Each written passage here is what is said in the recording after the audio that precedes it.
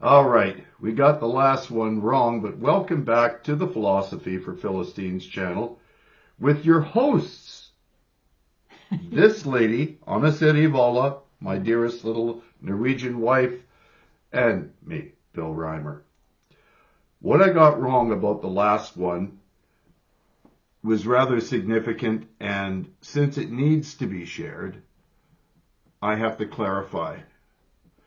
First of all, we began by making the point, if you're unable to criticize the institutions and their leaders you like the most, then you have no right to criticize the institutions and their leaders you like the least. Holding everything we value to the highest possible standards through intense scrutiny is the only way to prevent our most sacred cows from becoming golden idols. Yeah, that's true. So, on backwards, because in order to go forwards, you very often have to go backwards. We're going to go back to the 1830s and to a turmoil that was occurring here, both here in Ontario, which was then Upper Canada, and also in Quebec, which was then Lower Canada, and two firebrands. Yeah, you told me about this, and it's extremely interesting. Two firebrands. Who was the one in Ontario known as? What was his name? Papineau Rebellion. No, that was the guy in Quebec. Yeah, and then Mackenzie. Mackenzie here in Ontario. That's right. So Mackenzie, he hated the illiberal intolerance of a group of people that held the province in a vice grip, led by Bishop Strawn, who was an Anglican. It's very similar to what's going on today, isn't it? Yes, yeah. It is. With this globalist elite. Yeah. And an elite political class that only listens to their friends. Yeah, and hell-bent on holding us in tyranny. In their grip. So Mackenzie published a newspaper, which was the alternative media of its day. That newspaper was known as the Colonial Advocate. In the Colonial Advocate, he railed That's against... what you forgot to tell last time. Well, no, I did mention the Colonial Advocate, but I didn't mention what happened to the newspaper. Yeah. So he posed such a threat to Bishop Strawn and the Family Compact, as his friends were known, which is what we're facing today, another form of a family compact, only this time it's international. He posed such a threat to them that the sons of the members of the Family Compact, dressed up as First Nations warriors, entered his publishing house, broke up his presses, and threw them into Toronto Harbor. Which preventing him from being outspoken. To silence alternative media. Absolutely.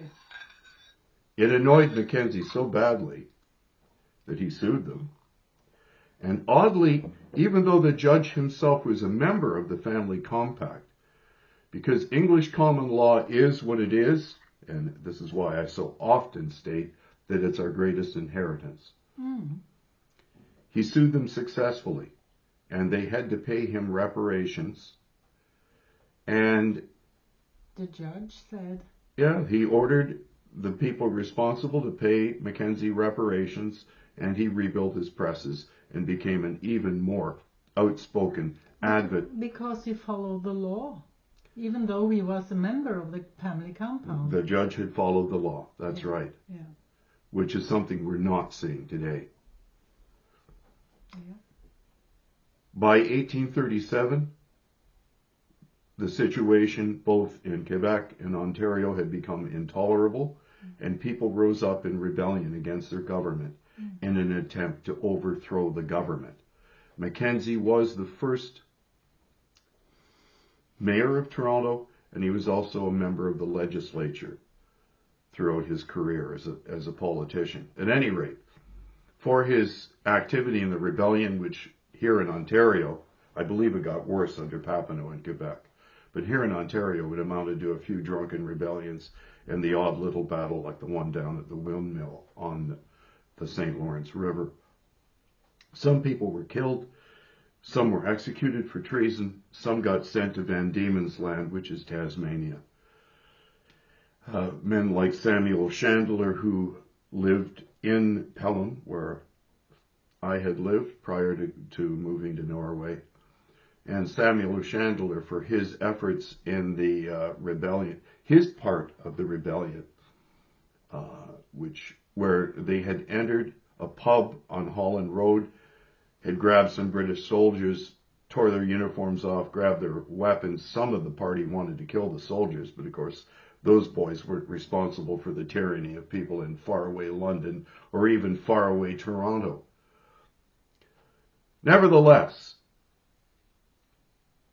it was William Lyon Mackenzie's grandson who was our Prime Minister during the Second World War, William Lyon Mackenzie King. Yeah. It was due to William Lyon Mackenzie's efforts that even though Mackenzie had to flee to the States after the rebellion, he was forgiven and came back to Upper Canada later. He was even imprisoned in the States for involving the Americans in our rebellion. The point is, this is the history of the founding of the Liberal Party. So it was the Liberal Party that, and its foundations lie in the very heart of creating freedom for Upper Canada. And by 1849, the Baldwin Act and limited suffrage came here. And even back in Great Britain, they had to recognize that we had been tyrannized by the Family Compact and that people needed justice and freedom.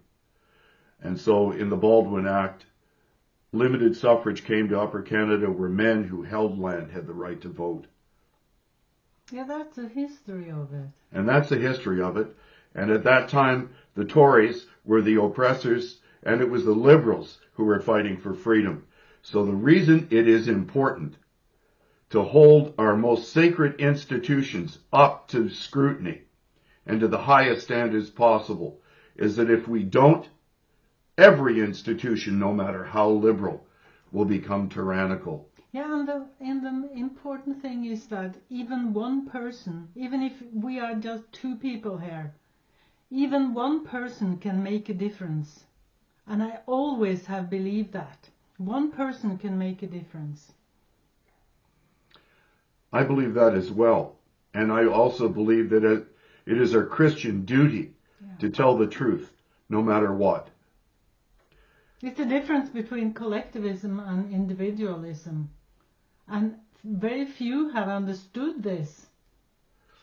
The sad part about, of course, about Mackenzie is that he stood out as an individual, but he worked voluntarily with others who were all fighting for the same rights, the same freedoms, the same desire for personal autonomy under the rule of law. Yeah. So God bless their memory. Yeah. And it is just very sad for me to see my country falling prey to the most intolerant illiberalism under the banner of liberalism. It is nothing could be more contradictory than to corrupt the name of liberalism. Yeah. Your thoughts? Any further thoughts? No, I'm good. All right. God bless you all. It is First Advent Sunday. Hope you're cooking up a nice roast beef just like we are.